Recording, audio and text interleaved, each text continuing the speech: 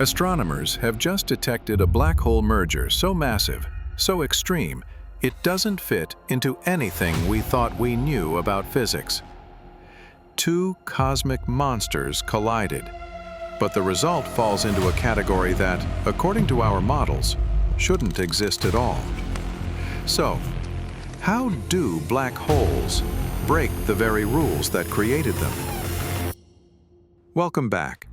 Today, we step into the shadows of black holes, exploring how they form, how they merge, and why these latest discoveries are forcing us to rethink the very fabric of cosmic evolution.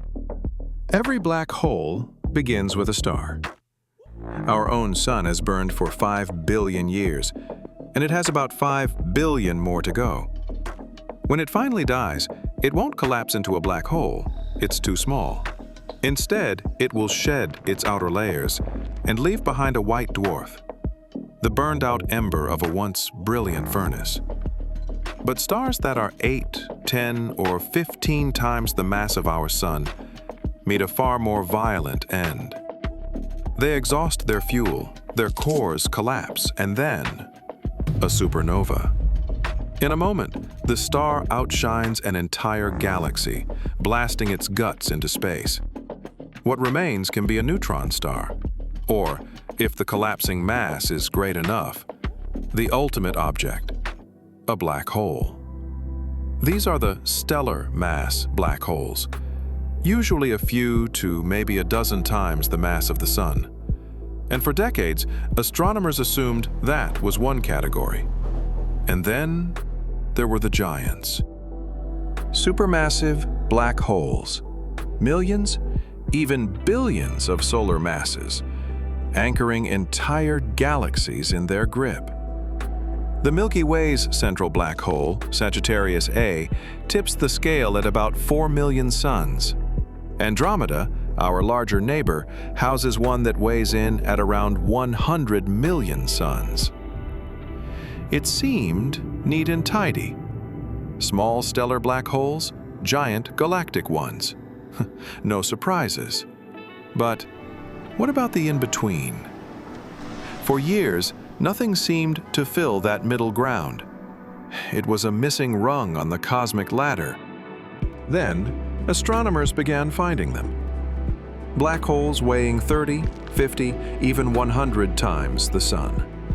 Intermediate mass black holes. But here's the problem.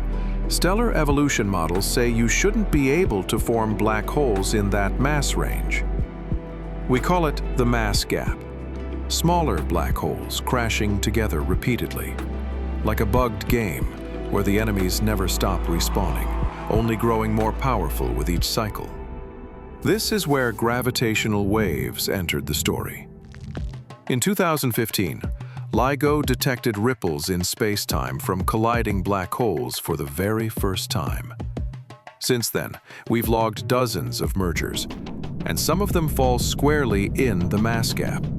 The latest detection? A black hole merger so extreme, it has astronomers scratching their heads. The merged object is far heavier than any single star could collapse into.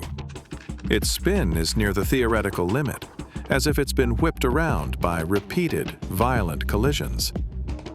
And that leaves us with an unsettling question. Are we seeing black holes born from stars, or from other black holes? If it's the latter, then somewhere in the universe there must be nurseries of black holes, dense stellar graveyards where these objects find each other and collide over and over. Places where physics looks less like order and more like chaos. We know how stellar black holes are made. We know supermassive ones grow by feeding on stars and gas. But these in-between mergers, they defy explanation. Could intermediate black holes eventually seed the supermassive giants? Or are they evidence of a completely different process? Something we haven't discovered yet. Here's where the mystery deepens. Some theorists argue that new physics may be required. If black holes can exist in mass ranges our models say are forbidden, then either our models are incomplete, or the universe is hiding rules we've yet to write down. It's easy to shrug. Distant black holes colliding don't seem to affect life here on Earth. But think about it. Every gravitational wave rippling through space-time passes straight through you, me, and the entire planet. We feel these collisions, even if imperceptibly. And more importantly, if black holes can break our rules of physics, what else out there is waiting to rewrite the laws we thought were unshakable? Science isn't about having all the answers.